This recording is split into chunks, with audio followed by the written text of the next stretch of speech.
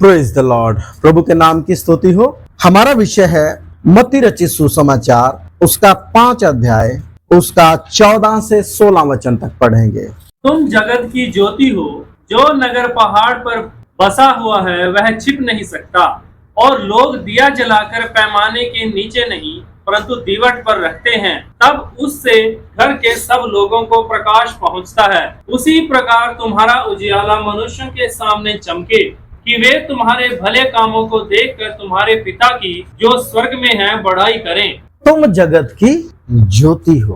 प्रभु यीशु मसीह अपने चेलों को संबोधन कर रहा है, और चेलों के द्वारा, जैसा यूहन्ना 17 अध्याय में यीशु की प्रार्थना है कि मैं इनके लिए ही विनती नहीं करता, पर जो इनके बाद आने वाले हैं, इनके द्वारा आने वाले हैं, उनके लिए भी क्या करता हूं, विनती करता हूं। तो हम सबों के लिए ये संदेश है। ये वचन जिस समय जिन लोगों के लिए दिया गया वो मनुष्य जाति का प्रतिनिधित्व करते थे, और हम भी उसी में आते हैं। तो ये वचन जो मसीह में है वो नई सृष्टि है, जो मसीह में है वो जगत की ज्योति है। जब हम मसीह में नहीं थे तब हम अंधकार में थे।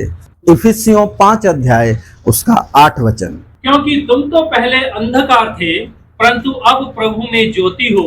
तुम तो पहले अंधकार थे परंतु अब प्रभु में क्या हो, ज्योति हो। अंधकार से क्या मतलब है? हम पहले अपने शरीर की अभिलाषाओं में अपने जीवन को व्यतीत करते थे, अपने मन की मनसाओं को पूरा करते थे, और अंधकार के निष्फल कामों में सहभागी थे, अर्थात व्यर्थ विचारों में पड़े रहते थे, अर्थात शैतान के झूठे ज्ञान के अनुसार व्यर्थ कामों को करने में लगे हुए थे, जिसका कोई सकारात्मक परिणाम नहीं निकलता था। बस चल रहे थे जैसे हमें दिखता था। हमें उद्धार के विषय में कोई चिंता नहीं थी, उद्धार का कोई ज्ञान हमारे पास नहीं था, हमें अपने आत्मिक जीवन के विषय में कोई अनुभव या कोई एहसास भी नहीं था। हम शरीर में पैदा हुए थे, मरी हुई आत्मिक हालत में हम पैदा हुए थे, और उसी तरीके से हम संसार में सांसारिक जीवन को जी रहे थे, और अंधकार के निष्फल कामों में सहभागी थे। क्योंकि इस संसार का ईश्वर शैतान है, वो अंधकार की शक्ति है, और हम उन्हीं झूठे ज्ञान और उल्टे सीधी बातों में अपने जीवन को, अपने मनों को लगाए हुए थे, और संसार शरीर की बातों में अपने जीवन को, समय को व्यतीत करते थे। लेकिन परमेश्वर का वचन कहता है, 2 कुरिन्थियों 4:4 में लिखा है, और उन अविश्वासियों के लिए जिनकी बुद्धि इस संसार के ईश्वर ने अंधी कर दी है, ताकि मसीह जो परमेश्वर का प्रतिरूप है उसके तेजोमय सुसमाचार का प्रकाश उन पर ना चमके। एक समय हम भी अविश्वासी हालत में जीते थे, और इस संसार का सरदार हम पर राज्य करता था, और हमारी बुद्धि अंधी थी, अंधकार में चलते थे, अंधकार में जीते थे, और हम अंधकार ही थे, क्योंकि अंधकार के निष्फल कामों में सहभागी होते थे, जिसका कोई परिणाम नहीं होता था। सिर्फ क्या था, अपने शरीर की अभिलाषाएं और अपने मन की मनसाओं को पूरा करते थे। लेकिन परमेश्वर के तेजों में सुसमाचार का प्रकाश जब हम पर चमका, तब हम प्रकाशमान हुए। तब वचन और पवित्र आत्मा के द्वारा हमारे हृदय में नए जन्म का अनुभव हुआ। हमने आत्मा के अभिषेक को पाया, नई सृष्टि का अनुभव हमने पाया। हमें एक लक्ष्य मिला, हम पर ज्योति चमकी, और उस ज्योति से हम प्रकाशमान हुए, और इतने प्रकाशमान हुए कि हम ज्योति बन गए। प्रभु ने हमें ज्योति के रूप में इस संसार के अंधकार में पड़े हुए लोगों के लिए नियुक्त किया है, ताकि उनको हम परमेश्वर की आत्मा के द्वारा परमेश्वर का प्रतिनिधित्व करते हुए अंधकार से ज्योति की ओर ला सकें, और वो उस ज्योति को हम में अनुभव कर सकें। अब हम वापस आए मत्ती उसका 5 अध्याय उसका 14 से 16 तक फिर से पढ़ेंगे। तुम जगत की ज्योति हो। जो नगर पहाड़ पर बसा हुआ है वह छिप नहीं सकता। आमीन। ज्योति का स्वभाव वो अंधकार में चमकती है। उस समय में ऐसा नहीं था कि कोई नगर पहाड़ पर है और रात को उसको देखेंगे वो चमकेगा, नहीं। उस समय इस तरह का सिस्टम है ही नहीं। दिए होते हैं, घरों में जलते हैं। यहाँ दिन के विषय में बात की गई है। जो नगर पहाड़ पर बसा है वो छिप नहीं सकता, मतलब दिन में दूर से आप उसे देख सकते हैं। आज वर्तमान में नगर पहाड़ पर हमारे पास में नाहन शहर है, रात को चमकता है। क्यों? क्योंकि वहां जो लाइटें जलती हैं जो ज्योति वहां चमकती है, सबने अपने अपने घरों में स्ट्रीट लाइट है या अपने आंगन में किसी ने लाइट लगा के रखी है, वो यहाँ दिखेगी हमें। यहाँ से लगभग 30-35 किलोमीटर होगा, आराम से दिखती है। उससे आगे भी कोई देखेगा जाके तो वहां भी दिखेगा। जो नगर पहाड़ पर बसा है वो छिप नहीं सकता। अगर कोई कहता है कि मैं ज्योति में हूं और अपने भाई से बैर करे तो अभी तक किस में है? अंधकार में है, और वो झूठ बोलता है। ज्योति में है, हमें प्रभु ने ज्योति ठहराया है, तो ज्योति के से हमें क्या भी करने चाहिए? काम भी करने चाहिए। अच्छा, एक और चीज है। एक तो होता है कि हम अपनी आत्मिकता को दिखाते हैं या अपने आप को एक आत्मिक व्यक्ति के तौर पर दिखाते हैं, एक औपचारिक जीवन को जीते हैं। कई बार इन चीजों को समझना थोड़ा सा मुश्किल होता है। लोग औपचारिकता इतने अच्छे ढंग से करते हैं कि मालूम ही नहीं चलता कि ये व्यक्ति क्या है। लेकिन जो औपचारिकता करता है ना, वो हमेशा औपचारिकता करता नहीं रहता है, वो कहीं कहीं औपचारिकता करता है। मतलब जैसे खांसेगा तो एक्सक्यूज मी बोलेगा, किसी की बगल से निकलेगा, थोड़ा सा भी, कुछ भी, बहुत औपचारिक शब्द।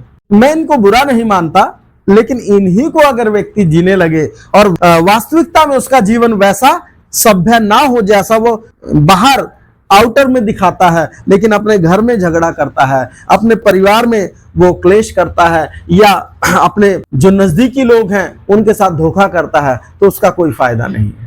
ज्योति का स्वभाव है अंधकार में चमकती है अपने कामों के द्वारा। अब जो एक मोमबत्ती है, एक बल्ब है, वो तो चमकेगा, वो तो एक अलग चीज है। लेकिन हम अगर ज्योति हैं तो हमारा चमकना किस बात को दर्शाता है? पढ़ेंगे जरा इफिसियों 5:8 और 9। क्योंकि तुम तो पहले अंधकार थे, परंतु अब प्रभु में ज्योति हो, अतः ज्योति की संतान के समान चलो। क्योंकि ज्योति का फल सब प्रकार की भलाई और धार्मिकता और सत्य है।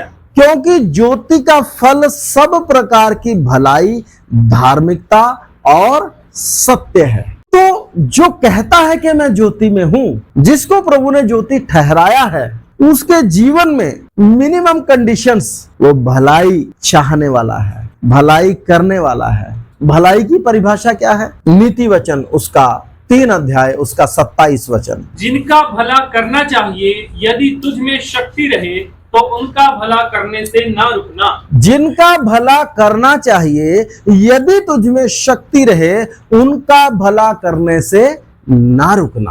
अब भलाई को क्या कहेंगे हम? भूखे को खाना खिलाना, दीन दरिद्र की मदद करना, बीमार का इलाज करा देना, प्यासे को पानी पिला देना। सिर्फ ये नहीं है, जैसी जिसकी जरूरत है वैसी अगर हमें क्षमता है, उसी प्रकार की अगर हम में क्षमता है, तो हम उसका भला कर सकते हैं। हमें भला करना चाहिए। अगर वचन कहता है भला करने की शक्ति हम में है, क्षमता हम में है, और हम नहीं करते, तो ये हमारे लिए अच्छा नहीं है। यूहन्ना 10:32 वचन पढ़े। इस पर यीशु ने उनसे कहा, मैंने तुम्हें अपने पिता की ओर से बहुत से भले काम दिखाए हैं, उनमें से किस काम के लिए मुझ पर पथराव करते हो? यीशु ने क्या किया था? गरीबों को धन बांटा था। यीशु के पास जैसी सामर्थ्य थी, सामने वालों के पास जैसी आवश्यकता थी, उसके अनुसार यीशु ईश्वरीय सामर्थ्य से भरा हुआ था।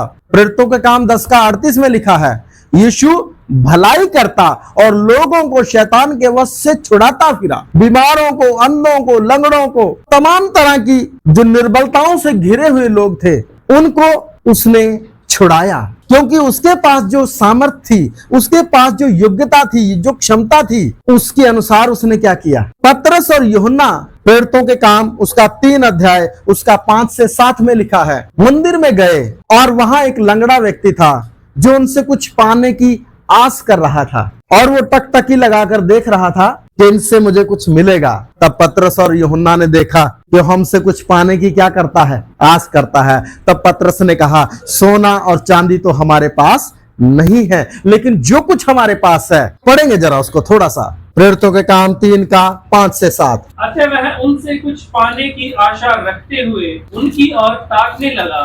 तब पतरस ने कहा, चांदी और सोना तो मेरे पास है नहीं, परंतु जो मेरे पास है वह तुझे देता हूँ। यीशु मसीह नासरी के नाम से चल फिर। परंतु जो मेरे पास है उसे मैं देता हूँ। यीशु मसीह नासरी के नाम से चल फिर। उस अंधे को या उस लंगड़े को अगर कोई करोड़ रुपया भी दे दे उसकी कोई वैल्यू नहीं है। अंधे को आप पूरी दुनिया का धन दे दो और एक तरफ बोलो तुझे आंखें दे या धन दे, क्या चुनेगा? असीम सामर्थ हमें दी है, असीम सामर्थ, कुछ भी करने की सामर्थ, लेकिन पवित्र आत्मा की अगुवाई में, भले मन की प्रेरणा से यीशु ने बहुत भले काम किए, बहुतों को छुड़ाया, धन नहीं बांटा क्योंकि धन उसके पास नहीं था। हमने नीति वचन में क्या पढ़ा? यदि तुझ में, दोबारा पढ़ देंगे एक बार, नीति वचन 3:27, जिनका भला करना चाहिए, यदि तुझ में शक्ति रहे तो उनका भला करने से ना रुकना। यदि तुझ में शक्ति रहे। नाइन नगर की एक विधवा, उसका एक ही बेटा, वो मर गया। यीशु नगर में प्रवेश कर रहा है, वचन की सेवकाई, सुसमाचार प्रचार करने के लिए वो गांव-गांव जाता था, आराधनालयों में जाता था। लेकिन जब वो जा रहा था तब एक शव यात्रा सामने से आ रही थी। यीशु ने आत्मा में जांचा, ये विधवा थी, एक ही बेटा था, मतलब उसका जो सहारा था वो भी चला गया। क्योंकि मेरे और आपके जैसे बाकी लोग थे, यहूदी थे, इजरायली थे, जैसे हम अपने प्रियों के जब कोई हादसा हो जाता है तो जाकर उनके दुख में शामिल होते हैं, वैसे ही वहां के बाकी लोग भी सब साथ में थे, उसको सांत्वना दे रहे थे विधवा को। लेकिन यीशु, क्योंकि उसमें सामर्थ थी। एक बात और याद रखें, परमेश्वर की सामर्थ हमारी मनमर्जी पर आधारित नहीं है। प्रार्थना करके परमेश्वर की आत्मा की इच्छा को भी जानना होता है। परमेश्वर की इच्छा को जानकर जब हम इस बात को सुनिश्चित कर लेते हैं कि हाँ, ये काम करना परमेश्वर की इच्छा के अनुसार है और विश्वास के साथ हम उस काम को करेंगे तो वो हो जाएगा। चाहे वो अंधों को आंखें देनी हो, चाहे लंगड़ों को चलाना हो, चाहे मुर्दों को जिंदा करना हो, कुछ भी मुश्किल नहीं है। क्योंकि वचन कहता है यदि तुम्हारा विश्वास राई के दाने के बराबर भी होगा तो तुम इस पहाड़ से कहोगे जाकर समुद्र में गिर जा, तो वो क्या हो जाएगा? गिर जाएगा। पर संदेह नहीं करना। यीशु मसीह ने उस शव यात्रा को रोका, अर्थी को छुआ और कहा, हे जवान, मैं तुझसे कहता हूं उठ। और वो जवान क्या हो गया? उठ गया और उस जवान को उसकी मां के हाथ में सौंपा। ऐसी भलाई कोई सोच सकता है? लेकिन यीशु में वो क्षमता थी और यीशु कोई भी काम बिना परमेश्वर की इच्छा के नहीं करता था। वो खुद परमेश्वर है, ईश्वरत्व का दूसरा व्यक्तित्व है, त्रित्व में दूसरा व्यक्तित्व है, लेकिन दर्जे के हिसाब से वो पिता के अधीन है। इसलिए बिना अगवाही पाए, बिना परमेश्वर की इच्छा को जाने वो कुछ करता नहीं है। जबकि पिता की और यीशु की इच्छा एक ही है, दो नहीं है। लेकिन मैं इससे बढ़कर आपको कुछ कहना चाहता हूं। हम जरूर अपने रिश्तेदारों के लिए, बीमारों के लिए, अपने नजदीक में जो भी होते हैं, जो भी हमें बीमार नजर आते हैं, हम उनके लिए या जरूरतमंद होते हैं या किसी के लिए हम उसकी जरूरत को पूरा करने की क्षमता रखते हैं, किसी के लिए क्षमता नहीं रखते हैं, लेकिन हम प्रार्थना तो कम से कम कर सकते हैं। लेकिन उससे बढ़कर एक और चीज मैं आपको बताता हूं, जो यीशु ने सबसे बढ़कर जो भलाई की है, जिसका कोई सानी नहीं, जिसकी कोई बराबरी नहीं है, जो किसी को धन, कपड़ा या चंगाई या दुष्ट आत्मा से छुटकारा देने से कहीं ज्यादा बढ़कर है। रोमियो 5:8। परंतु परमेश्वर हम पर अपने प्रेम की भलाई इस रीति से प्रकट करता है कि जब हम पापी ही थे तभी मसीह हमारे लिए मरा। पूरी मानव जाति के लिए यीशु मसीह की या परमेश्वर की सबसे बड़ी भलाई क्या है? कपड़ा, धन, दौलत, ये शरीर से जुड़ी हुई चीजें हैं। चंगाई, ये शरीर से जुड़ी हुई चीजें हैं। जब शरीर ही हमेशा का नहीं है तो ये चीजें भी हमेशा रहने वाली नहीं है। लेकिन परमेश्वर ने, प्रभु यीशु मसीह ने उससे बढ़कर एक भलाई की है। सिर्फ लोगों की दुष्ट आत्माएं निकालने का काम नहीं किया है, बल्कि उनके पापों के लिए उद्धार के काम को पूरा किया, मुक्ति के काम को पूरा किया, पूरी मानव जाति के लिए अपने आप को दिया। ये उसकी भलाई थी जो उसने हमारे साथ की। बाइबल में इस उद्धार के विषय में और भी शब्द हैं। परमेश्वर की दया स्मरण दिलाकर विनती करता हूं। उसकी दया से उसने हमारे लिए अपना प्राण दिया। हम में कोई खूबी नहीं थी, उसने प्रेम हमसे किया जब हम में कोई खूबी नहीं थी। उसने भलाई हमारे साथ की जब हम उस भलाई को पहचानते भी ना थे। अनुग्रह ही से तुम्हारा उद्धार हुआ है। मतलब असक्षमता में परमेश्वर की सक्षमता को, परमेश्वर हमारी अयोग्यता में अपनी विश्वास योग्यता को हम पर क्या करता है? प्रकट करता है। उसमें से एक चीज है भलाई। उसकी भलाई के कारण हम उद्धार पाए हैं। कुछ लोग इस बात को बड़ा महत्व देते हैं कि मैंने प्रभु के लिए इतना छोड़ दिया, वो छोड़ दिया। आपने क्या छोड़ा? कूड़ा करकट ही तो छोड़ा है। यीशु मसीह ने तो स्वर्ग का आदर, महिमा, विभव, दूतों की आराधना सब छोड़ा है। जिसका मुंह स्वर्गदूत देख नहीं सकते, उस यीशु मसीह ने नाशमान देह धारण करके अपने मुंह पर थुकवाया है, दाढ़ी को नचवाया है, मुंह पर घोंसे खाए हैं, सिर्फ हमारा भला करने के लिए। कोई किसी का भला करता है तो क्या करेगा जी? उसको कपड़ा दे देगा, थोड़ी पैसे की मदद कर देगा, इससे ज्यादा इंसान क्या करेगा? लेकिन अनंत जीवन के लिए, अनंत काल के लिए हमारे लिए भलाई को स्थापित किया। और जितने मानव जाति में लोग हमसे पहले आए या हमसे बाद आएंगे या वर्तमान में हैं, वो सब उस भलाई को चख रहे हैं, क्योंकि यहोवा भला है। और जब हम ऐसे परमेश्वर के पीछे चलते हैं और उस परमेश्वर के गुण हम में नजर ना आए, जब हम उसके आत्मा को अपने अंदर धारण किए हुए हैं, तो या तो हम में दुष्ट आत्मा है या फिर हम इस आत्मा के अनुसार चलते नहीं हैं। ये ज्योति का गुण है। और हमें प्रभु ने क्या बनाया है? अब हमारे पास भलाई, हमारे पास संभव है, कोई धन दौलत नहीं है, हम कोई बहुत अमीर लोग नहीं है, हम अपना गुजारा कर रहे हैं। हमें जितना कुछ भी प्रभु ने दिया, सबसे बढ़कर भलाई क्या है? इस उद्धार के सुसमाचार को लोगों तक पहुंचाना। शुभ संदेश एक ने अपने प्रेम की भलाई मानव जाति पर इस रीति से प्रकट की कि जब मनुष्य जाति पाप में डूबी हुई थी, तब वो मनुष्य जाति के लिए मरा।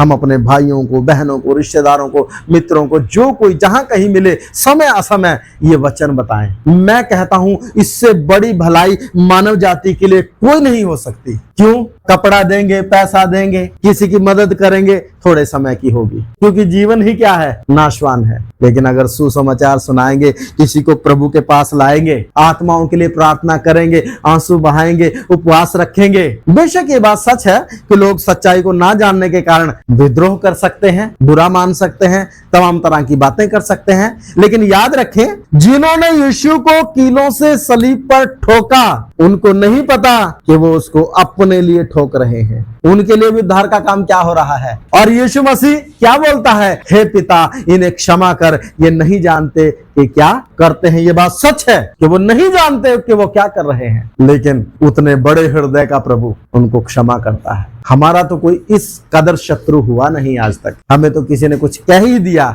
उसी से हमें क्या लग जाता है? बुरा लग जाता है। लोगों को सुसमाचार बताते हैं, उनको लगता है कि ये मेरा धर्म बदल रहा है, ये कोई विदेशी षड्यंत्र के अनुसार काम कर रहा है, ये किसी प्रोपेगेंडा के अधीन होकर चल रहा है, ये सामाजिक बुराई है ना? ये प्रचार नहीं, दुष्प्रचार है, धर्मांतरण है, धर्म परिवर्तन है। लेकिन हम जानते हैं ये अनंत जीवन की क्या है? बातें हैं। किसी को धन दौलत, सोना चांदी, चंगाई, ये सब देने से बढ़कर सुसमाचार सुनाने का प्रयास करें, उनके लिए आंसू बहाने का प्रयास करें। मैं कहता हूं दुनिया में इससे बड़ी भलाई कुछ नहीं है जो प्रभु ने मनुष्य जाति के लिए की, और वो हम उस सुसमाचार को लोगों तक क्या करें। इसीलिए मैंने पिछली क्लास में भी आपको बताया था कि हमें ये काम सौंपा गया है। जब तुम सामर्थ पाओ तो यरूशलेम, यहूदिया, सामरिया और पृथ्वी की छोर तक मेरे क्या ठहरोगे? गवाह ठहरोगे। कौन विश्वास करता है, कौन विश्वास नहीं करता, ये विषय अलग है। लेकिन हम कितनों को बताते हैं, कितनों को बता पाए हैं, कितनों को समझा पाए हैं, ये विषय महत्वपूर्ण है। आएगा तो वही जो परमेश्वर का क्या होगा? खोजी होगा। और हमें ये भी नहीं पता कि कौन खोजी है, लेकिन हम बताएंगे, हम कोशिश करेंगे तो प्रभु आत्माएं देगा भी। एक जगह से नहीं तो दूसरी जगह से देगा। तो इसलिए तुम जगत की ज्योति हो। ज्योति अंधकार में क्या करती है? चमकती है। जो नगर पहाड़ पर बसा है वो छिप नहीं सकता, और कोई दिया जलाकर खाट के नीचे या पैमाने के नीचे नहीं रखता, परंतु ऊंचाई पर रखता है कि सबको क्या मिले? प्रकाश मिले। यदि हमें परमेश्वर ने सुसमाचार दिया है, अगर पवित्र आत्मा हमें दिया है, अगर हमने उद्धार पाया है और हम उसको बांटते नहीं हैं, तो मेरे प्रियो, हम वो दिए हैं जो खाट के कहां रखे हैं। निरर्थक हमारा जीवन है, व्यर्थ जीवन हम जी रहे हैं। हम उस व्यक्ति की तरह ठहरेंगे जिसको एक तोड़ा मिला था और उसने छिपाकर क्या कर दिया था? रख दिया था। ये सुसमाचार बताएंगे, आत्माएं बचेंगी। आप कहोगे अब तक नहीं बची। हमने शायद उस लगन से काम नहीं किया जैसे हमें करना था। हम और आंसुओं के साथ और बोझ के साथ अपने काम को करें। प्रभु निश्चय अपने काम को करने में क्या है? विश्वास के योग्य है। हाँ, पेट दर्द, सिर दर्द, ये सब बताकर लोगों को लाना तो कब के लोग आ जाते, कितने आ जाते। लेकिन अगर सच्चाई को लोगों के सामने रखना है, मन फिराव की बात को करना है, तो इतना आसान नहीं है। तो इसलिए मेरे प्रियो, परमेश्वर का वचन कहता है तुम जगत की ज्योति हो। मत्ती 5 अध्याय 14 से 16। तुम जगत की ज्योति हो, जो नगर पहाड़ पर बसा हुआ है वह छिप नहीं सकता, और लोग दिया जलाकर पैमाने के नीचे नहीं परंतु दीवट पर रखते हैं, तब उससे घर के सब लोगों को प्रकाश पहुंचता है। अगर हम ज्योति हैं और हमारे द्वारा और लोगों तक प्रकाश नहीं पहुंचता है, हमारे जीवन की गवाही लोगों को प्रकाशमान नहीं करती है, टेढ़े और हठीले लोगों के बीच में हम परमेश्वर की निष्कलंक संतान के तौर पर अपने आप को स्थापित नहीं कर पा रहे हैं, हम संसार में जब जाते हैं तो परमेश्वर की महिमा का कारण हमारा जीवन नहीं बनता है, तो फिर वो ज्योति नहीं है। कोई दिया जलाकर खाट के नीचे नहीं रखता। एक को 5 तोड़े दिए थे स्वामी ने, एक को 2 और एक को 1। 5 वाले ने लेन देन किया 10 हो गए, 2 वाले ने लेन देन किया 4 हो गए, और 1 वाले ने उसको छिपा कर रख दिया। तो क्या हुआ जी? उसको बाहर अंधियारे में फेंका था। मतलब अनंत काल का दंड उसके लिए है। तो हमें जो प्रभु ने दिया है, हम में से हर कोई याजक है, हम याजकों का समाज हैं। हम ना कहें कि पास्टर की जिम्मेदारी है सेवा करना। पास्टर की जिम्मेदारी है भेड़ों को क्या करना? चारा खिलाना, भेड़ों की देखभाल करना, शैतान से लड़ना। दूध, ऊन और बच्चे देना किसका काम होता है? भेड़ का। हम सोच लेते हैं कि हमने पास्टर को दान दे दिया, बाकी काम किसका है? अब तक लगा के किसको देख रहे हैं? ये हमारा काम है। मैं भी परमेश्वर की भेड़ के तौर पर हूँ। सेवा एक अलग विषय है। हर व्यक्ति क्या है? मसीह की क्या है? भेड़ है, महान चरवाहे की भेड़ है। हाँ, मुझे सेवा का काम दिया है, वो मेरा सौभाग्य है, लेकिन मुझको और आपको सबको इस सुसमाचार को लोगों को बताना है, आंसुओं के साथ प्रभु के सामने ठहरना है, और उस समय में फिर परीक्षाएं और तमाम तरह की बातों का भी सामना करना है। इसलिए आत्मा में जागते रहना है। और मैं समझता हूँ इससे बढ़कर कोई भलाई दुनिया में नहीं है। आइए प्रार्थना करें। जो नगर पहाड़ पर बसा है वो कभी छिप नहीं सकता। हमें सत्य की गवाही देनी है। वचन कहता है जो मनुष्यों के सामने मेरा इनकार करेगा, मैं भी स्वर्गीय पिता के सामने उसका इनकार करूंगा। मार्ग, जीवन और सत्य मैं ही हूँ। बिना मेरे द्वारा कोई पिता के पास नहीं पहुंच सकता। यीशु मसीह सत्य है। हम उस सत्य को दुनिया के सामने प्रचार करें कि वो उद्धार करता है। उस सत्य का अंगीकार करें और कीमत देनी पड़े तो दें। धर्म, यीशु मसीह ने किसी धर्म की स्थापना नहीं की। यीशु मसीह ने परमेश्वर के साथ मनुष्य के टूटे हुए संबंध की स्थापना की है, फिर से उसको जोड़ा है। हमें दुनिया के धर्मों से कोई मतलब नहीं है। हमें यीशु की उस सच्ची धार्मिकता को लोगों के सामने लेकर आना है, ताकि लोग यीशु मसीह के धार्मिकता से धर्मी ठहरें, परमेश्वर के सन्मुख निर्दोष ठहरें, फिर से वो टूटा हुआ संबंध जुड़ सके, यीशु के लहू के द्वारा धोए जाकर पवित्र ठहरे। इसलिए सब प्रकार की भलाई, धार्मिकता और सत्य है। हम सत्य को अपने जीवन में प्रकट करते हुए चलें, तभी ज्योति है। असत्य अंधकार को प्रकट करता है और सत्य ज्योति को प्रकट करता है। वचन कहता है तुम जगत की ज्योति हो। आइए प्रार्थना करें। मेरे प्रियो, हम प्रार्थना करें, समर्पण करें कि मैं ज्यादा से ज्यादा लोगों को वचन बताऊं। जहां तक हो सके मैं इस प्रयास में रहूंगा, पवित्र आत्मा की अगुवाई में वचन बताऊं, क्योंकि मुझे ज्योति ठहराया गया है। दुनिया की सबसे बड़ी भलाई जो मानव जाति के साथ परमेश्वर ने की है, उनके उद्धार का काम उनके जीवन में पूरा किया।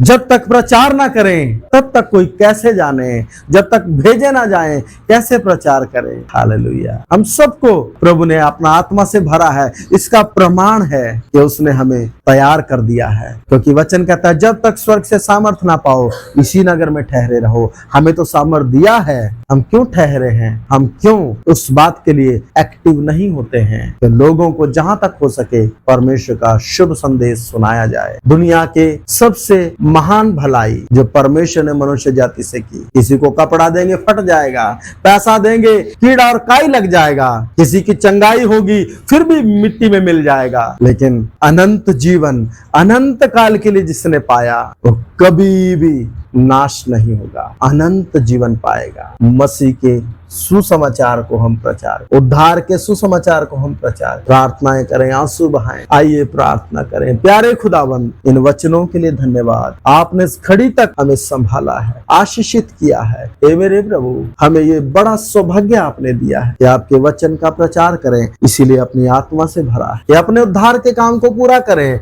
और औरों को भी उस उद्धार के लिए वचन को बताएं, ताकि वो भी उस अनंत जीवन को पाएं और उस परमेश्वर की महान भलाई को अपने जीवन में अनुभव करके हमेशा का जीवन पा सकें। सहायता करें प्रभु। आपने हम में से एक से बात की, धन्यवाद यीशु मसीह के नाम में, आमीन। प्रभु आप सबों को आशीष दें। जय मसीह की।